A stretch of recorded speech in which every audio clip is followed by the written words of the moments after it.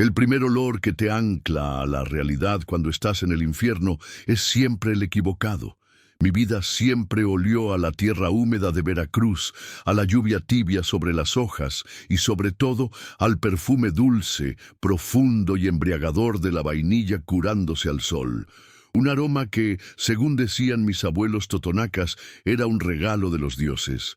Ahora, mi universo huele a cloro, a sopa recalentada y a la desesperanza silenciosa que se impregna en las paredes de un asilo rural. Abro los ojos y el techo es blanco, manchado por la humedad, y el único sonido es el zumbido de un ventilador que remueve el aire pesado y pegajoso sin refrescarlo. Les hablo desde aquí, desde esta cama de metal en el asilo, el Buen Descanso. Un nombre que es una burla cruel. Tengo 75 años, me llamo Ernesto, y mi hijo Tomás me ha dejado aquí para que me consuma, lejos de la vista de todos. Cree que ha cortado mis raíces, que me ha convertido en una vaina seca y olvidada, pero se equivoca. En la oscuridad de este cuarto, en el silencio de mis noches, estoy llevando a cabo el proceso de curado más importante de mi vida. Estoy curando mi dolor para convertirlo en el arma de mi justicia. El recuerdo de mi último día de libertad es una herida que no cierra. Fue en el secadero nuestro lugar sagrado, una estructura de madera donde las vainas de vainilla se sudan envueltas en mantas.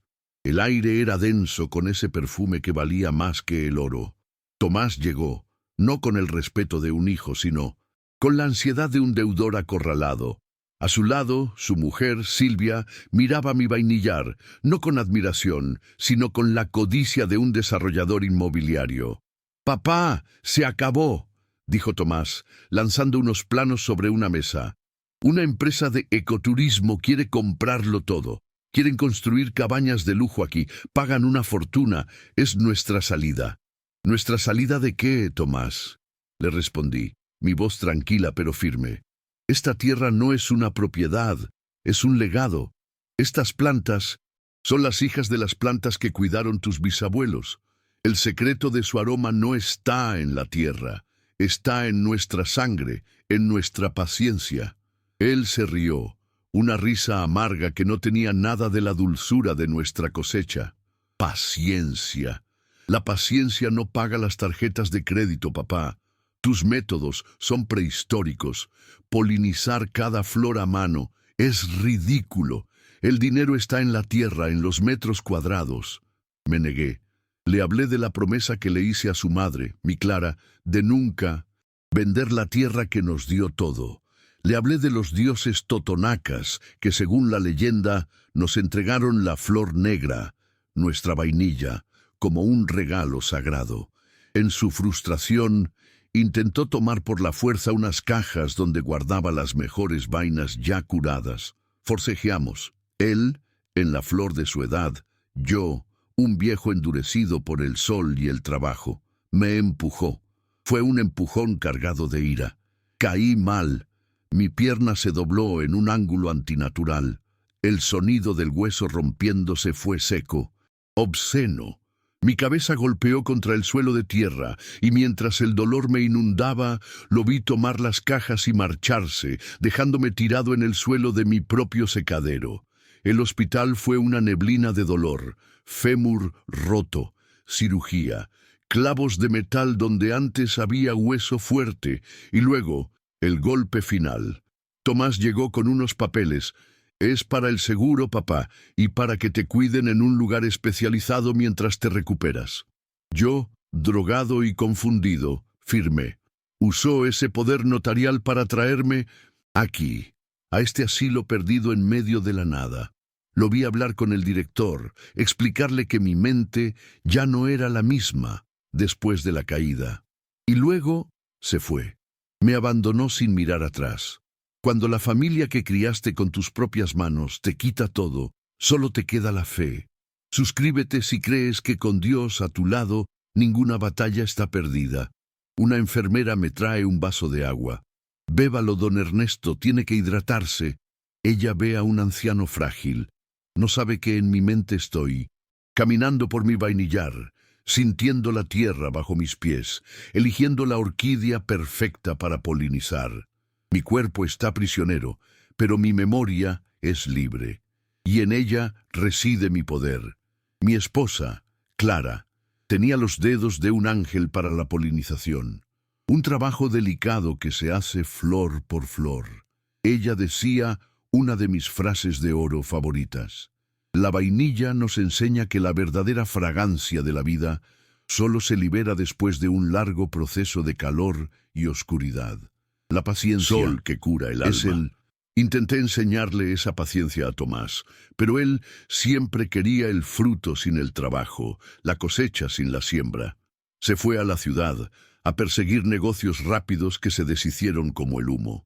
Volvió sin dinero y sin alma, convertido en un títere de su mujer y de sus deudas. Y ahora estoy aquí. Cree que lo tiene todo: el control de la tierra, la libertad para venderla y destruir el legado de nuestra familia. Cree que las plantas de flor negra son simples matas que pueden ser arrancadas.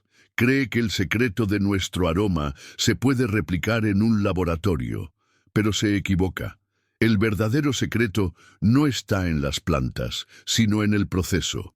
Un proceso de curado ancestral, totonaca, que mi abuelo talló en una serie de tablillas de madera con los glifos de nuestra gente. Esas tablillas, el verdadero mapa de nuestro tesoro, están escondidas en un lugar que él nunca encontrará. Sin ese conocimiento, la flor negra es solo una vaina bonita, pero sin el alma, sin la complejidad de aromas que la hacen la más valiosa del mundo. Mi hijo está a punto de vender un campo de flores a precio de tierra baldía, sin saber que está vendiendo el jardín del Edén. Y yo, desde este infierno de abandono, voy a encontrar la manera de que el mundo entero se entere del verdadero valor de lo que él está a punto de destruir. Y el aroma de su ignorancia será el perfume de mi justicia. Los días en este asilo se disuelven en un caldo de calor y aburrimiento. La humedad de Veracruz se pega a la piel, a las sábanas, y hace que el aire en este cuarto sin ventilación se sienta espeso, difícil de respirar. Es una tortura para un hombre que ha vivido toda su vida al aire libre, bajo la sombra protectora de los árboles de Papantla que cobijan mis orquídeas de vainilla. Mi cuerpo, con el fémur atravesado por clavos de metal, es un ancla que me mantiene fijo a esta cama. Pero mi mente vuela. Vuela a mi vainillar, repasa cada paso del proceso de curado, recita en silencio los glifos totonacas de las tablillas de madera. Es mi único ejercicio, mi única forma de resistencia. No dejar que mi mente se ablande, no dejar que el veneno del olvido que este lugar destila me consuma. Mi hijo me cree senil, un viejo loco. Es la historia que le contó a la directora, y las enfermeras me tratan como tal, con esa paciencia condescendiente que es peor que un insulto. Pero yo sé la verdad, y sé que mi plan necesita un milagro. Necesito un mensajero, alguien del mundo exterior que pueda escuchar mi verdad. Pero ¿quién buscaría a un viejo abandonado en un asilo rural?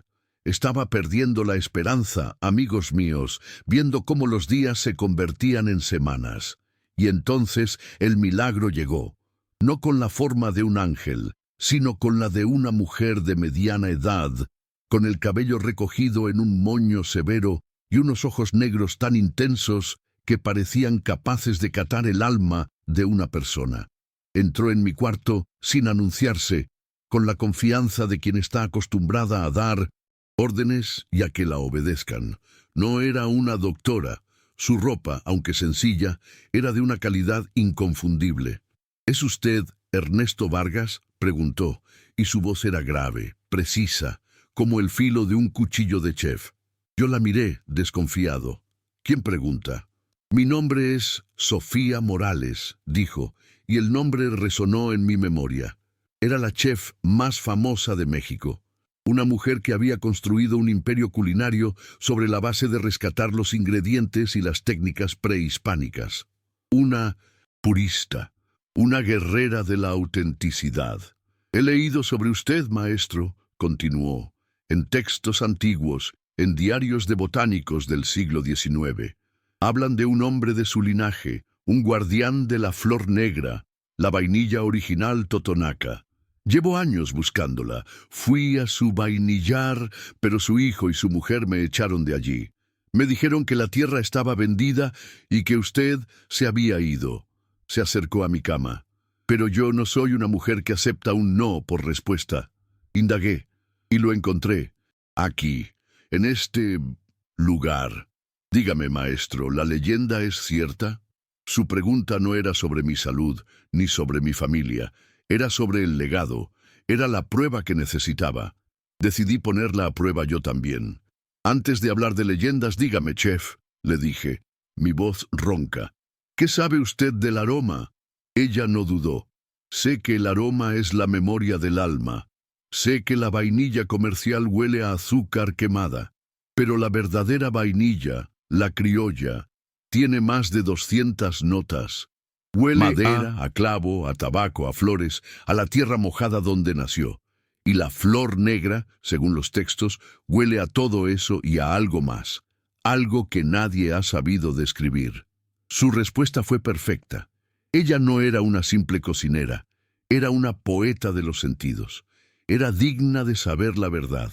La leyenda es cierta, chef Morales, le susurré. Y mi hijo, en su ignorancia, está a punto de destruirla para siempre.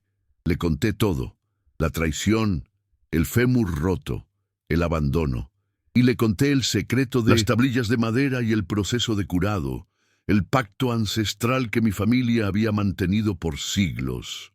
Vi cómo la curiosidad en sus ojos se transformaba en una furia glacial. Así que no solo quieren destruir las plantas, dijo, su voz un siseo.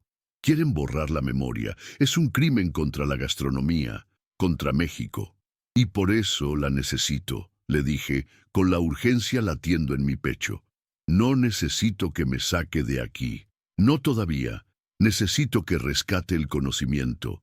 Las tablillas de madera están escondidas en el secadero.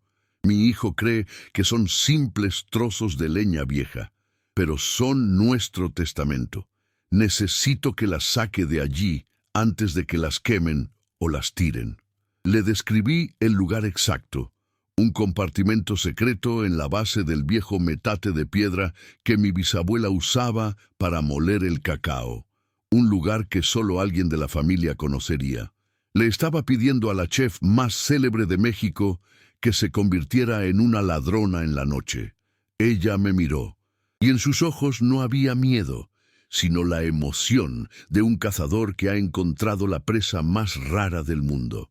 Un ingrediente legendario, una historia de traición y un rescate peligroso, dijo, y una sonrisa feroz se dibujó en sus labios. Maestro Ernesto, no solo me está pidiendo ayuda, me está ofreciendo la mejor historia que he cocinado en mi vida. Considere esas tablillas a salvo. Mientras ella se iba, con la promesa de volver en 2 días, mi mente se refugió en un recuerdo. Mi Clara, mi difunta esposa, sentada a mi lado, enseñándome a leer los glifos de las tablillas. Cada símbolo era una instrucción, un paso en el largo ritual del curado. Y ella me dijo la frase de oro de ese día. El aroma, Ernesto, es la memoria del alma. Un hombre puede olvidar una cara o un nombre, pero nunca olvida el aroma que lo hizo sentir en casa. Y el aroma de mi venganza, supe en ese momento, sería inolvidable. Mi aliada, una chef famosa con alma de guerrera, estaba en camino a rescatar la memoria de mi pueblo. Y yo, desde mi cama de olvido, solo podía hacer una cosa, rezar para que su misión tuviera éxito. Com certeza. A aliança forjada entre o guardião da tradição e a alta sacerdotisa da gastronomia está selada. A missão de resgate, o coração do plano, está prestes a começar. Aqui está a parte 3 da história de Ernesto. História, parte 3, versão épica e expandida, escrita em espanhol conforme solicitado. Los dos dias que siguieron a la visita de la chef Sofía, tortura de calor y silencio. En este asilo, El tiempo no pasa, se pudre, como una vaina de vainilla olvidada en la humedad. Cada sonido del pasillo, cada crujido de la cama de metal, me hacía volver la cabeza. La esperanza es un veneno más potente que la desesperación. Te mantiene alerta, te hace vulnerable. Yo, un hombre cuyo único capital era la paciencia que me enseñaron las orquídeas, me sentía como un niño esperando un regalo, contando las horas, los minutos. Rezaba a los viejos dioses de mi pueblo, a Shanat y a Tzarahuín, pidiéndoles que guiaran los pasos de mi nueva y valiente aliada. Mientras yo rezaba, mi hijo celebraba. Una de las enfermeras, al traerme la comida insípida del mediodía, dejó caer un periódico local sobre mi cama. «Mire, don Ernesto», dijo con una sonrisa vacía, «su familia en las noticias». Allí estaban, en una fotografía de mala calidad, Tomás y Silvia, sonrientes, dándole la mano a un hombre extranjero, un gringo con un sombrero de paja que le quedaba ridículo. El titular decía: «Inversión extranjera traerá progreso a Papantla. Histórico vainillar de la familia Vargas se convertirá en un resort de lujo». Leí las mentiras que mi hijo decía en el artículo, hablando de honrar el pasado mientras se abraza el futuro, de un nuevo comienzo para la región. Sentí una rabia fría. Él no estaba vendiendo solo la tierra, estaba vendiendo la historia, nuestros huesos. Un hombre que vende su tierra, vende sus huesos. Pero un hombre que vende el conocimiento de sus ancestros, vende su propia alma. Esa es una de mis frases de oro, una verdad tan amarga como la savia de una vaina verde. Esa noche, mientras una tormenta tropical azotaba la costa de Veracruz y el viento hacía gemir las ventanas del asilo, Sofía estaba llevando a cabo su misión. Me lo contó todo al día siguiente, cuando apareció en mi cuarto, con el cabello aún húmedo y la ropa manchada de lodo, pero con un brillo triunfal en los ojos que era más luminoso que cualquier relámpago.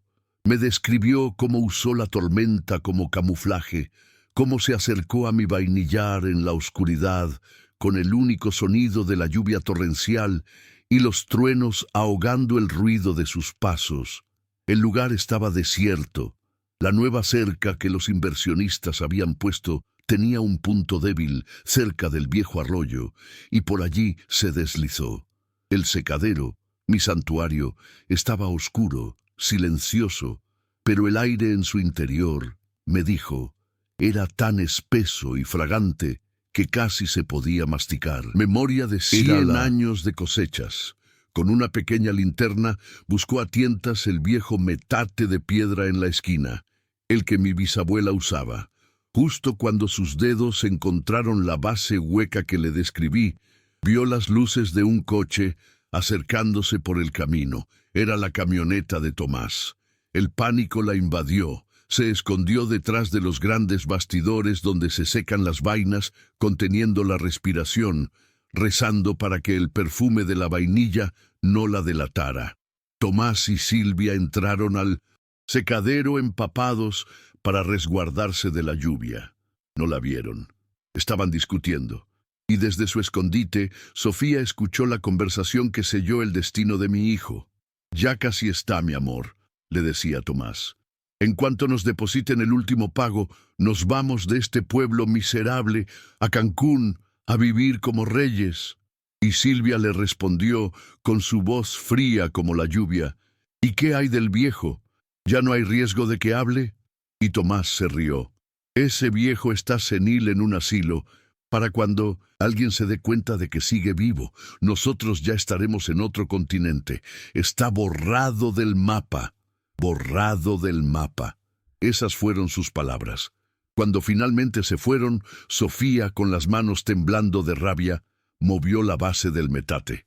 Y allí, envueltas en un cuero curtido, estaban las tablillas de madera de zapote, pesadas, lisas por el paso del tiempo, con los glifos totonacas tallados en su superficie.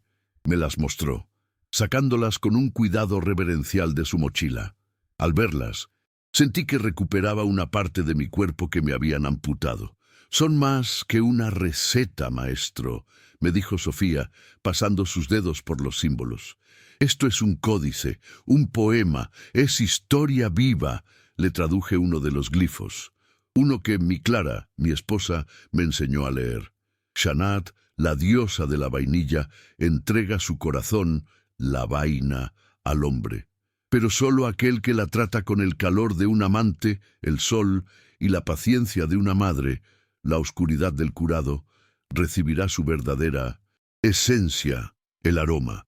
Y ahora, dijo Sofía, sus ojos brillando con una idea genial, vamos a revelarle esta esencia al mundo, pero no como una queja ni como una acusación, lo haremos como una celebración, como el evento gastronómico del siglo.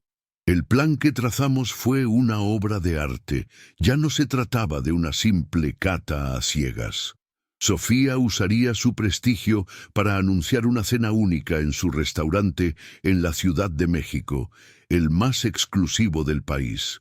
El nombre del evento, la resurrección de Shanat, prometería a un grupo selecto de los críticos gastronómicos más importantes del mundo, historiadores y millonarios epicúreos, la oportunidad de probar, por primera vez en 200 años, la legendaria flor negra, preparada según los secretos de un códice totonaca recién descubierto.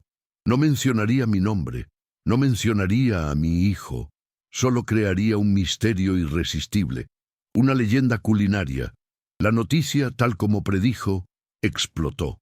En cuestión de horas los blogs de gastronomía, las revistas de lujo, las secciones de cultura de los periódicos de todo el mundo hablaban del evento. La cena se convirtió en la invitación más codiciada del planeta. Y yo, desde mi cama de asilo, leía las noticias en el celular que Sofía me trajo y sonreía. Mi hijo y los desarrolladores, que estaban a punto de arrancar de raíz las plantas que ellos creían simples matas, pronto se enterarían de que el pedazo de tierra que habían comprado no era un simple terreno, era el escenario de un milagro a punto de ocurrir, y ellos no estaban invitados a la fiesta. Las semanas que precedieron a la cena de Sofía fueron las más extrañas de mi vida. Desde mi cama en este asilo olvidado, yo era el espectador secreto de una tormenta mediática mundial. Sofía me había dejado una tableta electrónica y a través de ella veía cómo la leyenda de la flor negra crecía cada día. Artículos en Nueva York, reportajes en Tokio, blogs de gastronomía en París. Todos hablaban de lo mismo, el ingrediente perdido, el códice totonaca y la misteriosa cena, la resurrección de Shanat. Mi legado, la historia de mis ancestros, se había convertido en el chisme más exclusivo del planeta.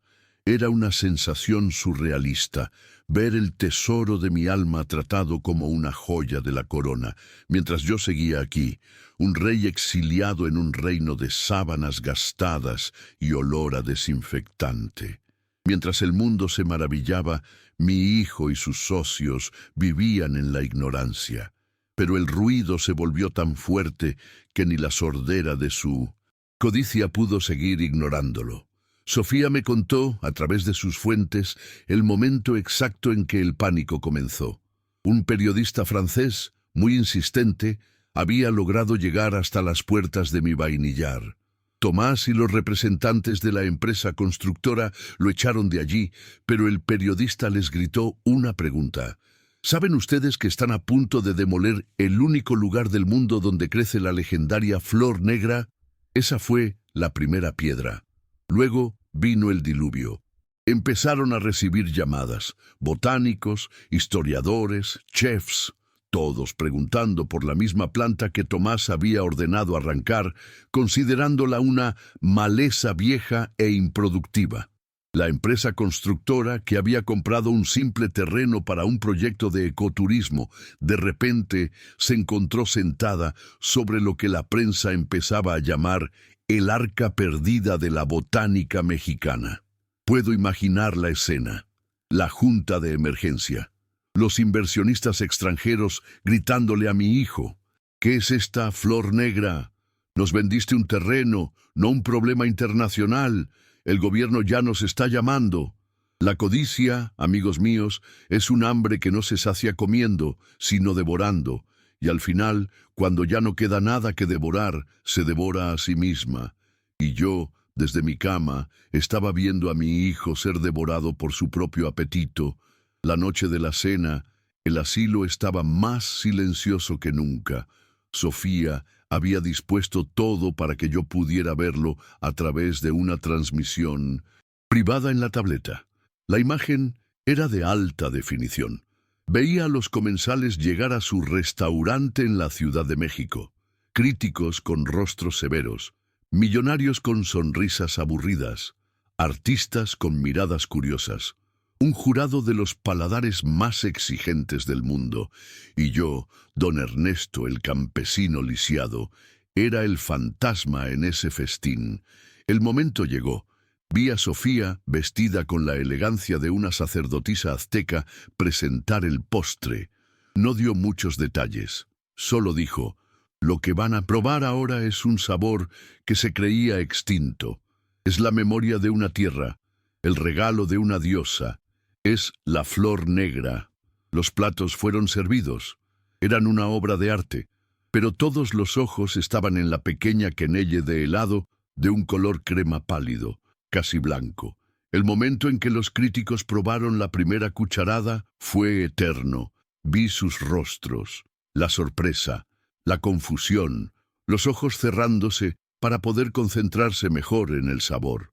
Un crítico, un hombre francés conocido por su crueldad, dejó caer su cuchara sobre el plato, y el sonido retumbó en el silencio del restaurante.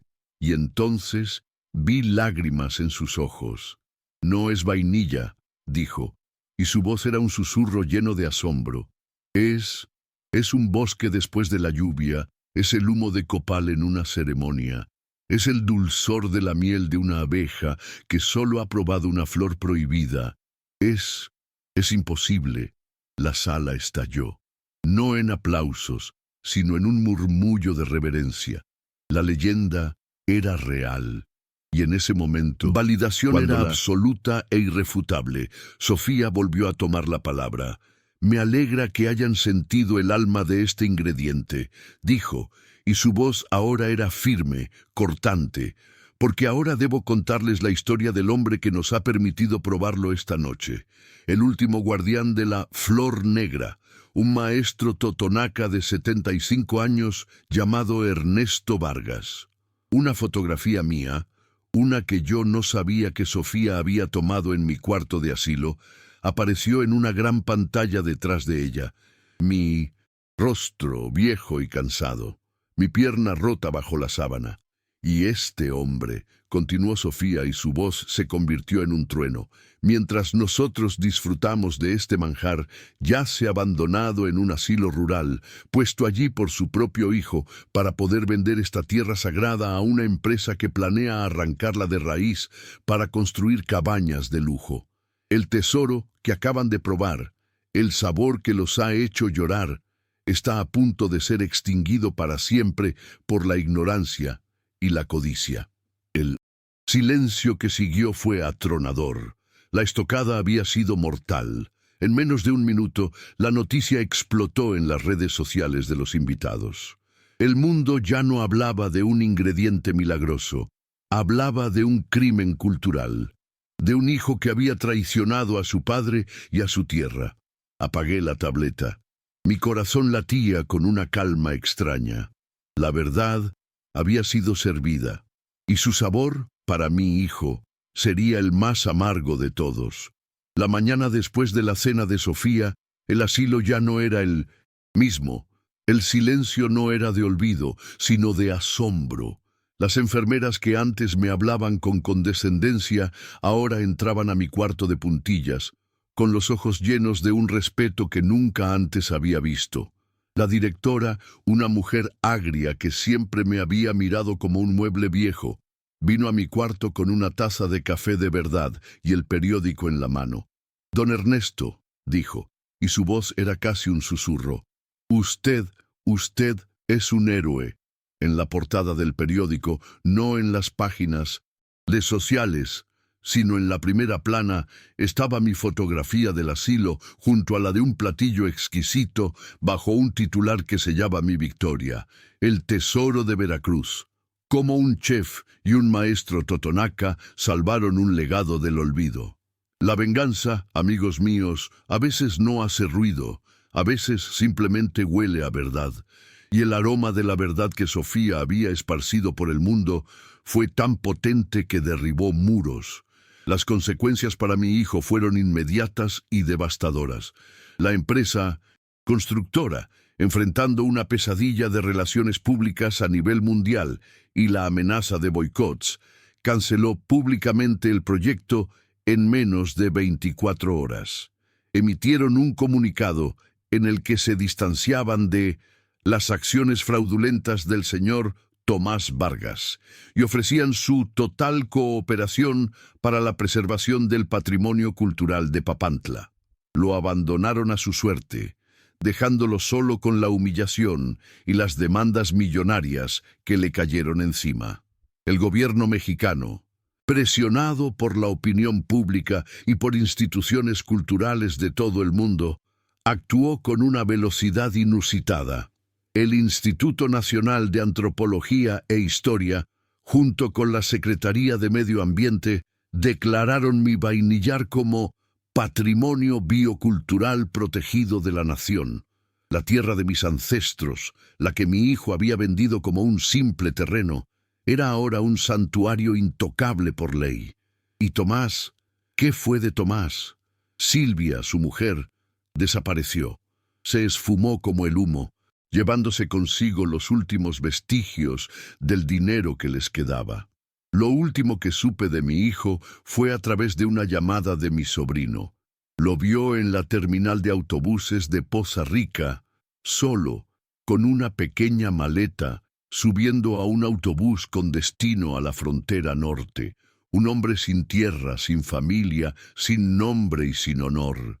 No sentí alegría al escucharlo, solo el eco de una profunda tristeza por el alma que se había perdido en el camino.